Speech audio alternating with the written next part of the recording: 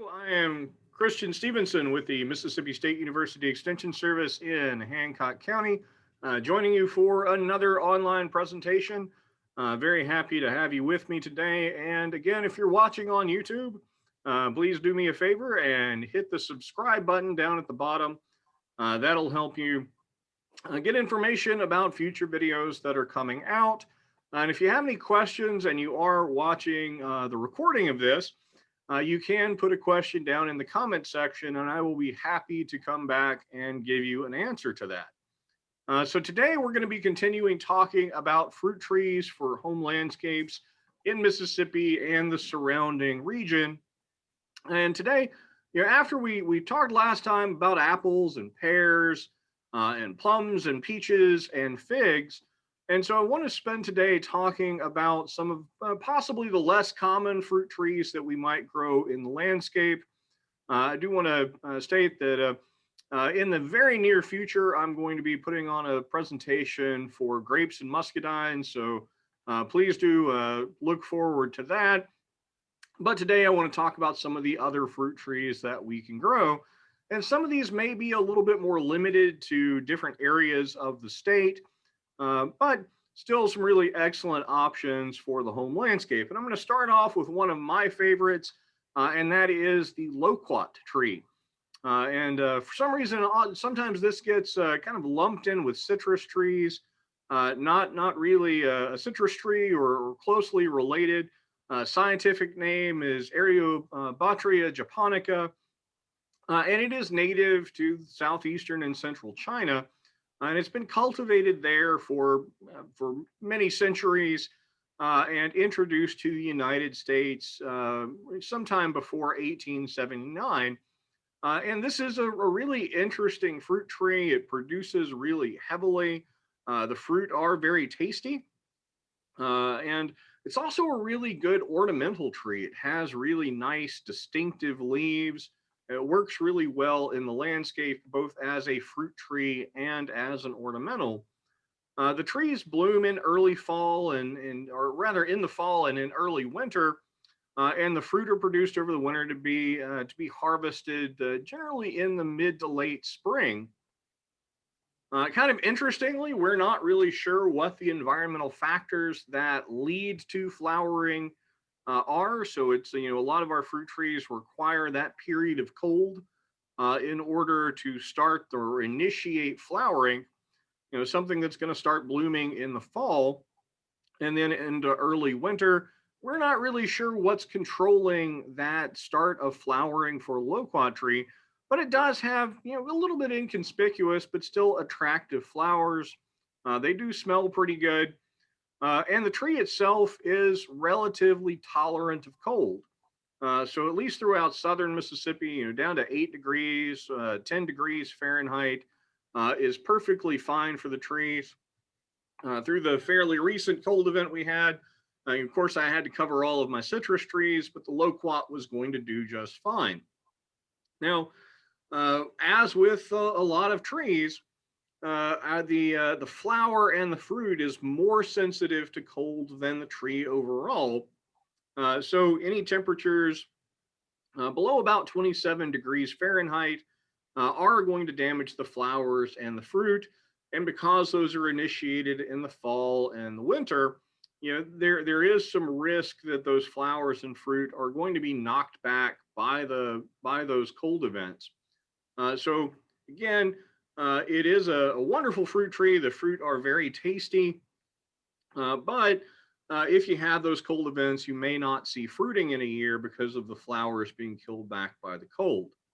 Now, loquat trees, again, like a lot of our fruit trees, are grafted, and they can be grafted onto several different kinds of plants.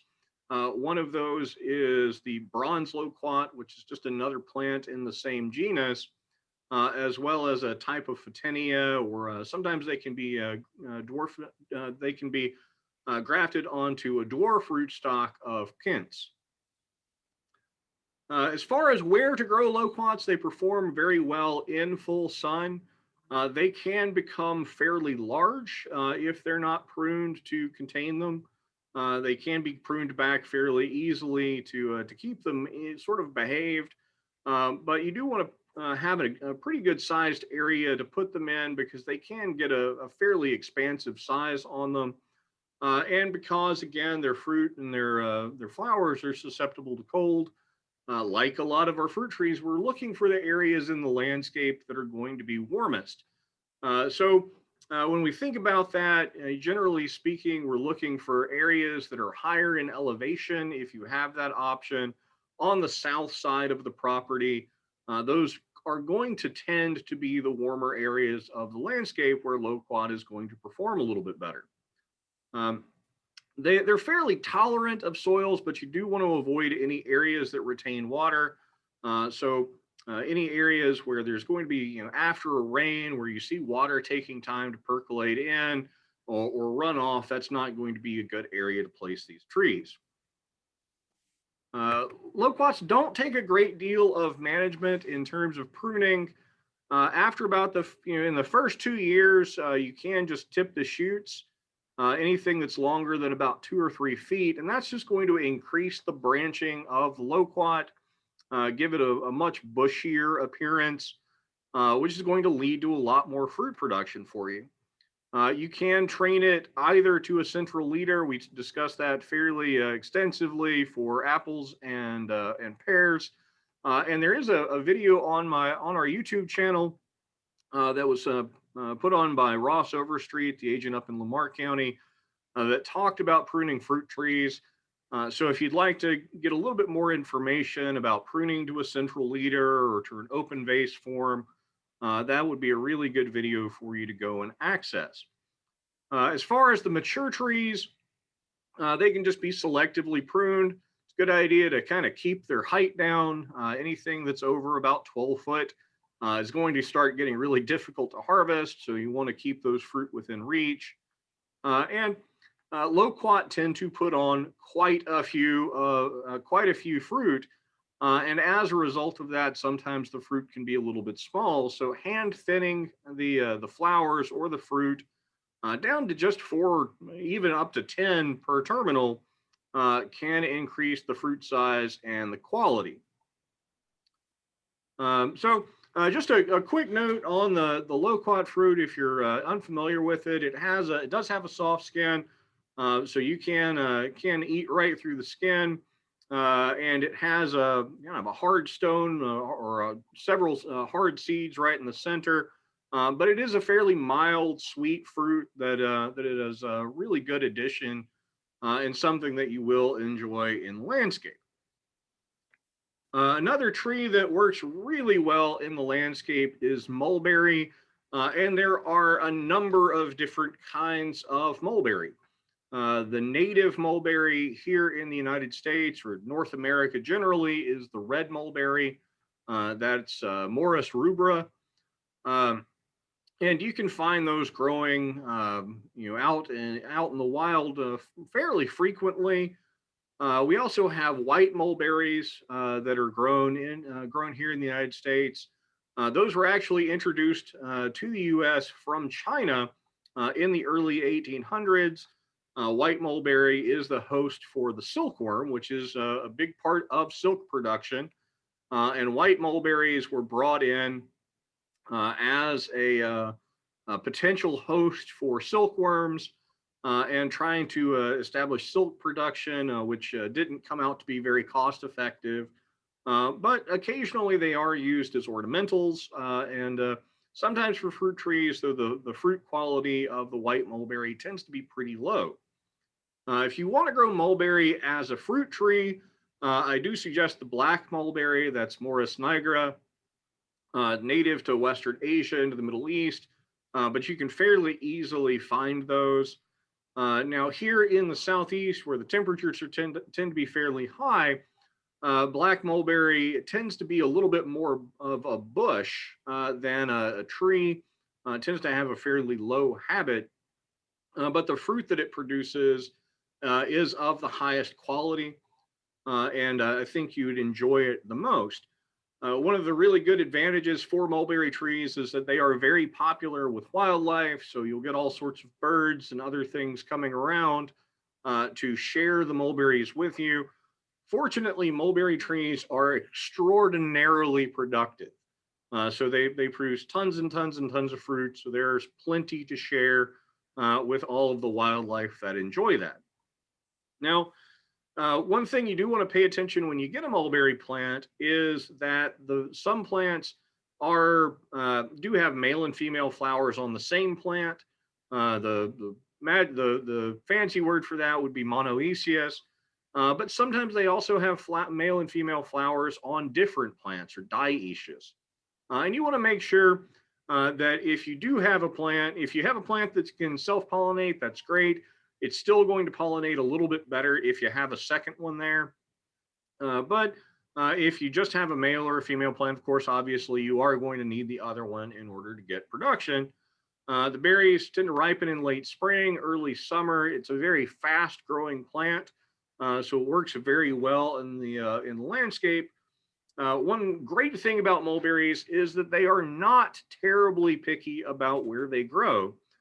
They can grow in sandy soil and relatively infertile areas. Once they establish, they are relatively drought tolerant, so they can handle those periods of hot weather that we have in the mid to late summer when we might not get a whole bunch of rain. Though it is best to give them a little bit of extra water when we're establishing the plant.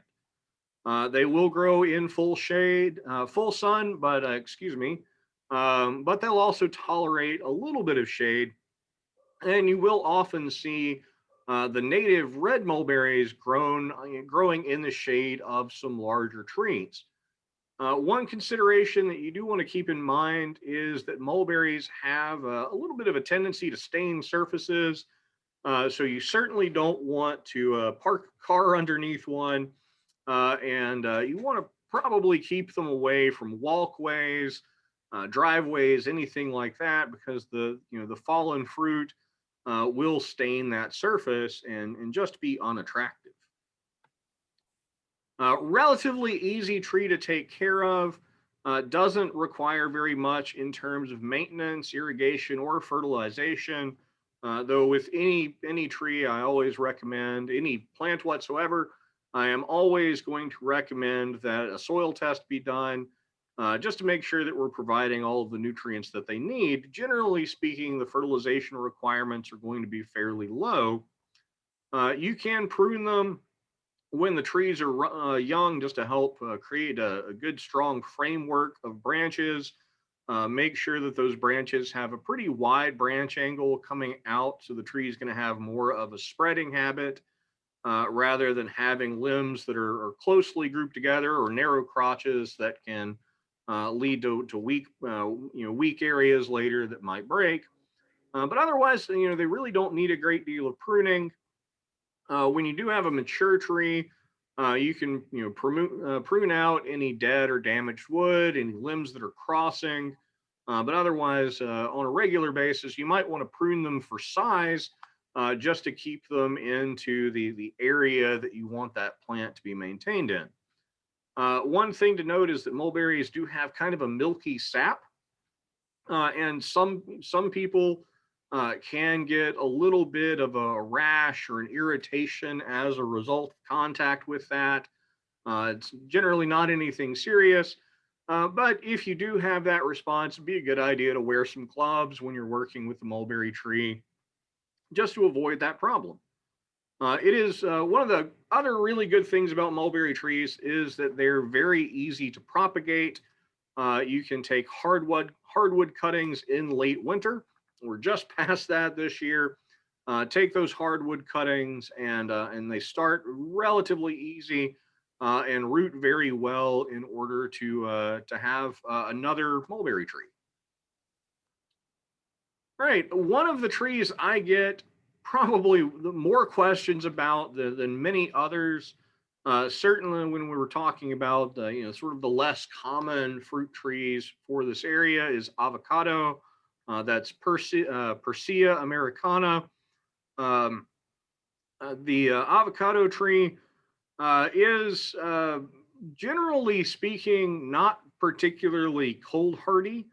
and it is sometimes difficult to maintain in the landscape, even here in the very southern part of Mississippi. Just a little bit of general information about the avocado tree. They do have male and female flowers. All the trees have male and female flowers, and the varieties are going to be classified into two groups, so an A group and a B group, according to what time of day the male and female flower parts become reproductively functional. So in some varieties, the male parts open up at one time of day and the female parts open up at another time of day. And obviously, if they're not open at the same time, you're not going to get cross-pollination between those.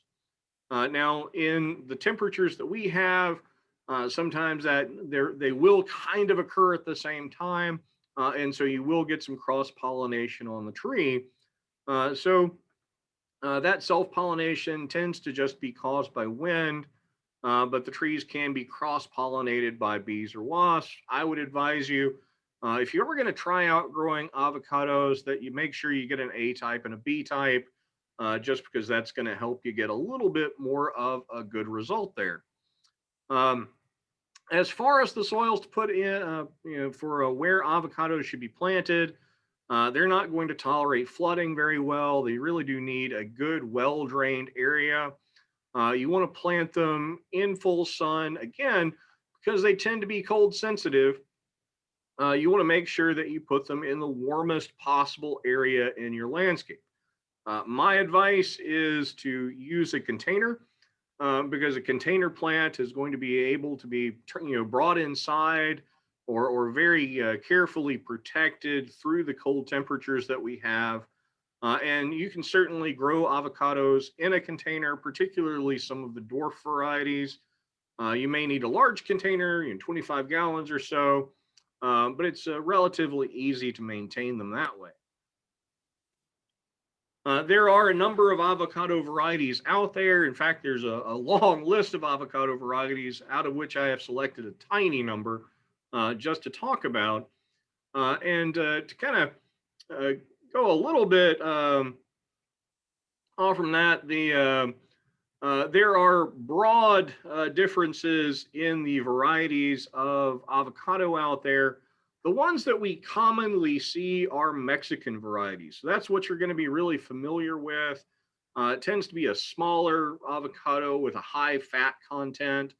In fact, if you go to the grocery store, the vast majority of time, what you're seeing is the variety Hass, or the Hass avocado. That's what we're all familiar with. Now there are some Caribbean varieties and some other varieties, tropical avocado, that tend to be quite a bit larger, have a lower fat content. And certainly if you come across those in a grocery store, I did see some of those in the grocery store here in South Mississippi fairly recently. Give them a try. You might enjoy that kind of avocado as well. But here in Mississippi, if we're going to try to grow avocado, it's best that we stick to those Mexican varieties because they tend to be a lot more cold tolerant than the tropical ones. Now, Hass avocado, again, it's the really common one for a grocery store, and it is a very popular variety. It is a type A flower. It can be quite a large tree, up to 30 or 40 feet. Unfortunately, it's really sensitive to cold, so any temperature below 30 degrees is going to be damaging to it. So it's a very difficult tree to maintain, even here in coastal Mississippi. So there are some varieties that are more cold tolerant. So Fantastic is one. It is essentially the most cold hardy of them. Tolerates temperatures down to about 15 degrees for a short period of time. Again, when we're talking about cold, not only is the temperature we get to, but the duration of time that we're at that temperature really important for the tolerance of the tree. It's a type B. It's a little bit smaller at about 30 feet. Joey, another variety, again, relatively cold tolerant type B flower. One variety that has been recommended for down here in South Mississippi as a container plant is Lila. Again, takes really good, takes those lower temperatures. They have some dwarf varieties of this that will work well as a container plant, and so you could mix that with fantastic, have that cold tolerance, and work pretty well. Now, one of the things that people are really fond of doing is you take the pit out of the avocado and you stick some toothpicks in it, and you can propagate an avocado from that eventually. One thing you do want to keep in mind if you do that is that the varieties do not come true from seed. So whatever variety you had, that seed is going to be just kind of whatever combination of genetics happen to wind up in the seed. And it is generally going to take quite a long time for a tree grown from seed to produce fruit. So somewhere between 10 and 15 years. So you have to be really, really patient to see what you're going to wind up with. The preferred method that is used for propagation of avocados is to use cleft grafting. You can see a little picture of that there. And they just use vigorously growing seedlings as rootstock. So they're grafting it onto avocado. Terminals of leafy shoots are used for the scion. And that just, you already have that established root system. It's going to give you a much faster growth of that plant. And generally that tends to be done in the cooler months, from November into February, though obviously, with a grafted plant, you are going to want to make sure that you have a lot of cold protection to make sure that that plant isn't going to get damaged. Pruning and harvesting avocado. Pruning is really primarily to control shape and to keep its size down, remove any dead or damaged limbs. If you are going to prune heavily, you want to do that in the late winter, much like we do a lot of the pruning that we have here. Just make sure that we're kind of after the danger of that frost before we start pruning, because any new growth that's going to come out on that is going to be extraordinarily cold sensitive. But flowers are produced on that new growth, so we want to make sure that we're encouraging it. Harvesting avocados can be a little bit of a challenge to make sure we're harvesting at the right time. They don't ripen on the tree, and if they fall, they're not going to fall to the ground when they're ripe either. So what we want to do is we're just going to wait for them to get to the mature size that we're expecting. Pick off a couple of fruit, set them out on the counter like you would normally do with an avocado that you brought home, and wait for it to soften. And it should soften sometime between 3 days and 2 weeks. If it doesn't soften, then it's time to go out there and pick another couple and see if those are going to be ready to start softening, ready to be mature. And you can just pick them as they're ready to be used, or as they're ready to get in that stage where they're ready to soften. All right, this one's probably one of the more popular trees we're going to talk about today. We're going to talk about native persimmons and Oriental persimmons, both in the genus Diospyros, and relatively cold hardy, down to about 25 degrees, tolerant, at least the natives are tolerant in a fairly wide range of soil types. If you put them in an area with either poor drainage, or if they get really heavy drought conditions, that can cause fruit drop, and is very important with native persimmons. There are both male and female flowers, and you need the trees either produce a male flower or a female flower. I have a male persimmon tree out in the middle of my backyard. I don't have any female persimmons, so I'm never going to get a fruit off that tree. So it's very important if you're looking for native persimmons that you make sure you have both a male tree and a female tree.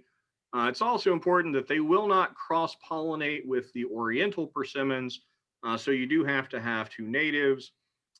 Generally speaking, the fruit are kind of about the size of a plum, and they are extraordinarily astringent until they are soft and ripe. I didn't have a lot of experience with that. When I first tried a persimmon, it was not a ripe one, and I I find it difficult to explain what we mean by the word astringent, but it is not a particularly pleasant taste. Now, the Oriental Persimmon, same genus, Diospyros kaki, it is generally speaking going to produce a much higher quality fruit, very good, improved experience for eating. Um, it is, slightly cold sensitive, but down to about 10 degrees Fahrenheit, at least in the southern part of the state. That's not a temperature that we frequently get to. So a good cold hardy tree for most areas of Mississippi. Will tolerate a fairly wide range of soil types once the tree is established. But one good thing about them is that they do produce either both male and female flowers, or they have perfect flowers. Perfect flowers are both male and female. Those are all produced on the same tree. Not only that, but the plant can actually produce fruit from unfertilized flowers. Those are called Parthenocarpic fruit. Though we're generally speaking going to get a much better crop and a more consistent crop when we have pollination. Uh, the Those unfertilized flowers that give us fruit, the Parthenocarpic fruit, are much more prone to drop as a result of any conditions that might be not ideal for the plant. So we do want to make sure that we're getting good pollination.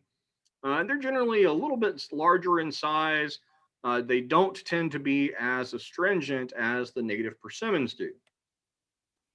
Now, for the Oriental persimmons, there are some good varieties out there. Again, I'm just mentioning a bare few for this, so look out for other varieties as well. Izu is one of those. It's a really early ripening cultivar, produces a large fruit. Because it's producing fairly early in the year, it does have kind of a low sugar content. Giro is another good one. Has a really good shape of its tree. It produces a pretty good quality fruit, though there is a little bit of a tendency for fruit splitting. Absolutely the most popular variety, and certainly the one that is commercially produced the most, is Fuyu. And probably the most common one you're going to see at nurseries or garden centers. Um, Produces very well, very heavy yields, and it produces a high quality fruit with a good high sugar content. Well, you might actually need to thin crops a little bit just to make sure that you're getting the best fruit possible and not overloading the tree with all of the persimmons that can be produced. And I just wanted to mention one astringent cultivar. I'm showing a little bit of a bias there. But Tananashi does have a pretty good heavy crop load. You do want to thin fruit with it as well, and it produces a fairly large fruit. I do see a question in the chat area. At what age will a persimmon produce fruit? Of course, that is going to vary due to the conditions that the plant is held in. So there's going to be some variation in there, but I would say, generally speaking, 3 to 5 years, you should start to see some flowering and maybe a little bit of fruit production on the tree. As for pruning, very rarely do we need to do a whole lot of pruning on persimmons, just preventing any limb crossing or removing dead or broken limbs. Um, as the tree gets older, you may need to prune it back just to keep it in a size that's going to be convenient for the landscape. But otherwise, not a great deal of pruning necessary. One thing that it's a common thing that's put about is that we need to wait for a frost for persimmons to be edible. That's not the case. We don't need a good low temperature day. It does happen that often they are ripening after we get one of those events, but that's just that we tend to get those events at the right time of year. They do lose that astringency as they ripen. That taste is caused by tannins that are in the fruit that are processed out as the fruit matures. And the fruit will continue to ripen after they are picked. A lot of them are going to need to go all the way until they are soft before they are really going to taste very good.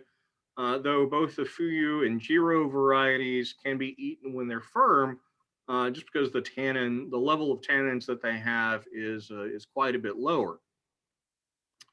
All right, going to talk about one of my favorites. This is the Mayhaw, the Crataegus genus. There's several species in this that are all going to be considered Mayhaw, that are just in slightly different areas. They produce a small fruit that ripen in the spring. It is often used for jelly. That is fantastically tasty stuff. Not something that you're really going to eat fresh. I tried one of those when I first moved down to South Mississippi. I didn't enjoy it, but I very much do enjoy Mayhaw jelly. And they're small to medium-sized trees. They have really beautiful flowers, and it's another tree that works really well as an ornamental, and it works really well as a wildlife tree. So something I think is a great addition to the home landscape if you're in the part of Mississippi where they can grow, which is going to really be limited to the very southern part of the state. If you're in an area that gets more than about 1,000 chill hours, you're just not going to have very much success with the growth Mayhaw trees. They do natively grow in swampy areas. The tree will grow with its root system flooded for several months. So they are very tolerant of wet soils, though they are going to grow and produce a lot better if they're put in a moist but fairly well-drained soil. And they tolerate roughly the same pH range as most of the other trees that we have in our landscape. And I just included a map, and then you can see, you can kind of see Mississippi, and right up to maybe around Meridian and south. Um, and so really the southern part of the state, but really south of Hattiesburg is where I tend to start seeing them as being something that would work very well. They tolerate pruning very well. Generally speaking, they adapt to a central leader training system where you have that one main trunk. Again, kind of what you would do with an apple or a pear tree. You can see that's graphically depicted there. Start off the first branches at around 24 to 36 inches. And you will want to prune it to open it up a little bit to allow a little bit more wind movement and air penetration through the canopy. There are a couple of fungal diseases that mayhaws can get, and opening up that canopy is going to be beneficial in avoiding or helping avoid some of those problems. Mayhaws can be propagated from the seeds that you produce that you can get out of the ripe fruit. They will, generally speaking, or often at least, be true to type. So you can expect that the mayhaw is going to produce another very similar mayhaw. You can either plant those seeds immediately when you collect them, or you can clean them, store them in a damp sand or damp material at a cold temperature for 8 months. I would probably just go ahead and get those seeds in the ground right when you get them. And one thing you will want to do is plant a good number extra, because seed viability, whether those seed are actually going to produce a tree, is going to be pretty variable, just depending on the conditions and the seed themselves. It's also very easy to propagate mayhaw from hardwood cuttings or from root cuttings if you would like to. They're also easily grafted in late winter, usually onto mayhaw rootstocks. There are about 70 varieties of mayhaw out there, probably more than that. Those all started off as wild accessions that were collected and bred to become named varieties. Um, and sometimes the information we have about those varieties is fairly limited. Most of them are going to ripen over about a 20-day period. And you want to pay attention to when they are going to bloom and when they are going to produce fruit, because spring freezes can be a serious issue. I did make sure that I included a picture of their flowers because I think they're particularly attractive. And I listed some varieties there that are some relatively good ones like Maxine, um, Royal Star, Spectacular, and some really attractive varieties out there. All right, as far as harvesting mayhaw, that can be a little bit of a challenge. Traditionally, mayhaw would be out in bogs or streams, and people would go out in small boats and harvest the mayhaw berries with buckets. Not the best way to do that commercially, certainly. Probably not the most convenient way to do it for your backyard. So frequently, what people do as the mayhaws are ripening in the spring is they will put a sheet or a blanket or a sheet of plastic underneath the trees and either shake the tree or allow the berries to fall and be gathered from that blanket. Sometimes they'll also use large nets under the trees. The advantage of those nets is that they allow the area to breathe a little bit more, as well as making sure that the berries don't get damaged. All right, another really interesting tree is the pawpaw tree. It's another native fruit to North America. Tree height and width, sometimes somewhere between 15 to 20 feet in width, up to about 30, 40 feet high. Tend to send up root suckers. So where they're growing natively, you often find thickets of them.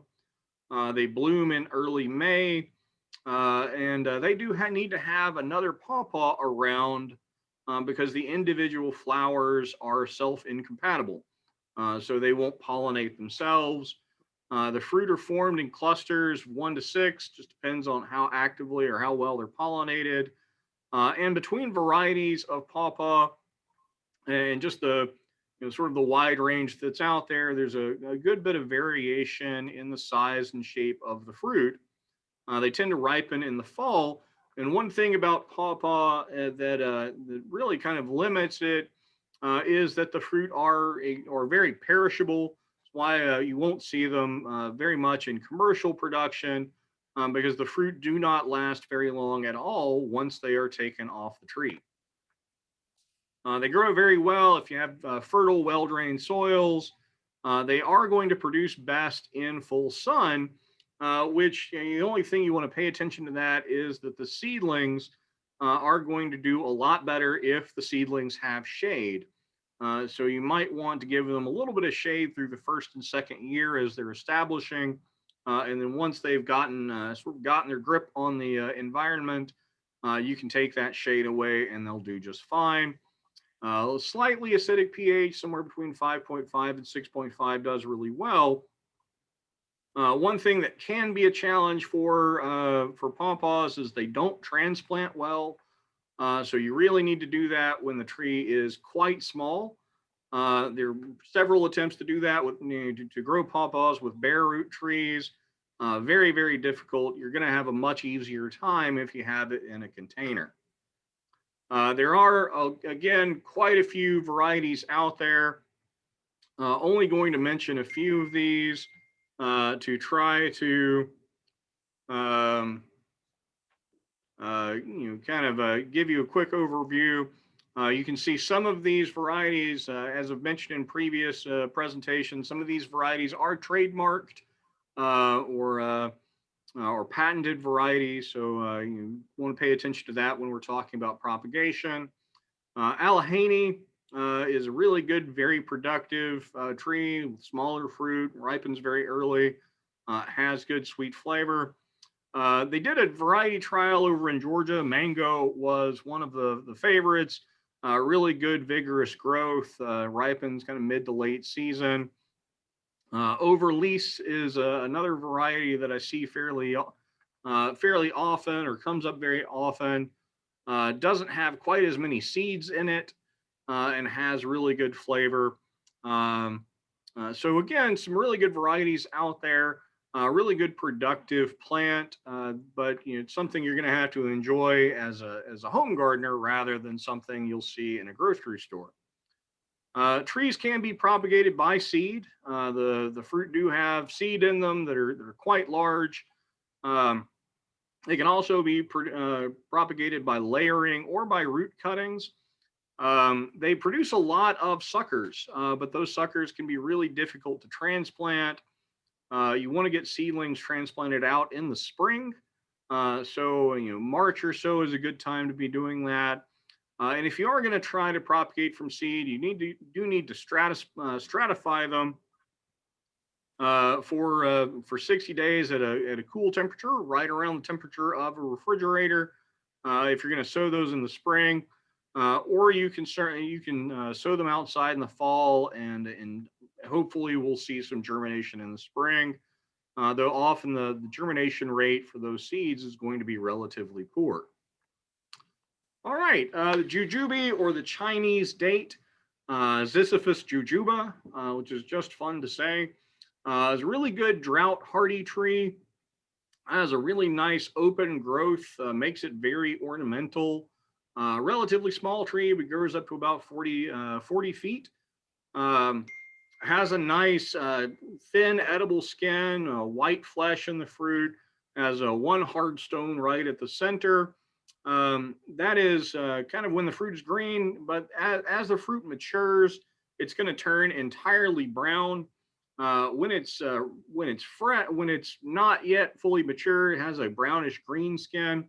The texture of the fruit is kind of going to be a little bit like a mealy apple, and it's going to taste a little bit like kind of just a not very strong apple flavor.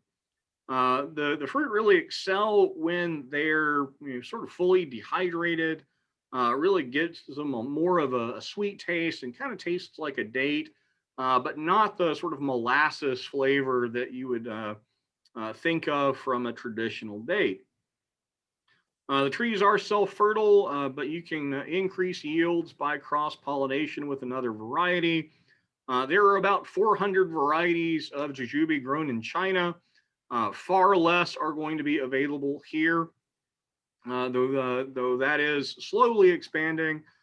Two varieties you might run into are Lee and Tiger Tooth. But as far as the selection of their site, they will tolerate poor soil as long as it's well drained. That same range of pH that we see for the majority of our fruit trees. And fortunately, they tend to bloom late enough in spring that we don't often see those freezes negatively affecting fruit production. They are very cold tolerant, and they can be fairly drought hardy, though just to protect production and to get better fruiting, we might want to give them a little bit of water when we have dry weather. They tend to have a really open habit. They don't require very much pruning, so not a lot of work needs to go into taking care of them.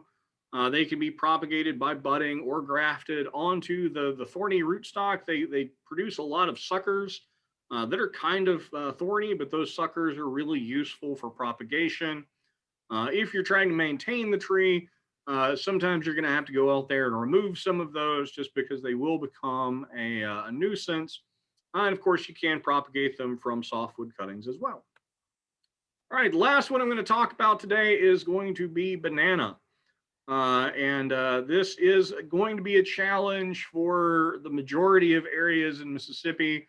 Right down here on the very southern bit of the state, we can do this a little bit, though I still think this is a plant that's going to be a really good option as a container plant that we could move inside rather than having out in the landscape.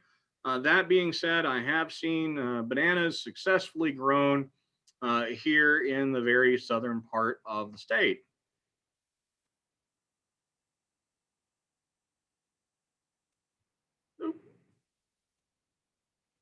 There we go. Sorry about that. I had a little error with my controls. Of course, there are some ornamental species of banana that grow. They're a little bit more cold tolerant. So if you just want the look of the banana plant rather than trying to grow the fruit, go with one of those ornamental types because they're very attractive. They work really well in the landscape, but they're going to have a lot less problems with cold events than a banana tree will. One of the issues is bananas take about 12 to 18 months to actually produce a flower stalk. The flowers are really interesting looking. There, you can see a picture of one right there. And then the fruit take about 4 to 8 months to mature. So often we have, the tops of them are killed back at temperatures of 25 degrees or so. So when that happens, we're not going to get any production of fruit. Just going to mention two varieties. There are many more out there, but Cavendish is kind of the common banana that we're going to see mostly in the grocery stores. There are some dwarf Cavendish varieties that are going to grow a much smaller tree that are probably a little bit easier to manage here in South Mississippi. All right, as far as cold protection, that is going to be very important for bananas. One way, of course, we can do that is put them in a container and just wheel them inside when those cold events are coming. If you do have a plant in the ground and you want it to fruit, one thing you can do is just build a cage around it with chicken wire, stuff pine straw in there to really heavily insulate that plant. And that will be an effective way to try and protect that tree. One other way that they do this is you can separate the most of the banana tree from the root system, and as you do that, you want to make sure that it stays, just one little section of it stays in contact with root, and you can lay the plant over and actually cover it with a foot of soil. And then as the cold weather passes, the spring comes along, you uncover it, pick it back up, and tie it up to a fence or to a post. And that seems that's another way that people approach trying to give bananas cold production so they can get a few bananas off of that. Seems like a lot of work. I think I would probably recommend that containers are a good option. All right. If you do have them in the ground, they are going to, or in a container for that matter, they are going to require a good bit of water and fertilizer. So you do want to make sure you're paying attention to that. Same pH requirements as we've seen before. It is a good idea to mulch the plants heavily.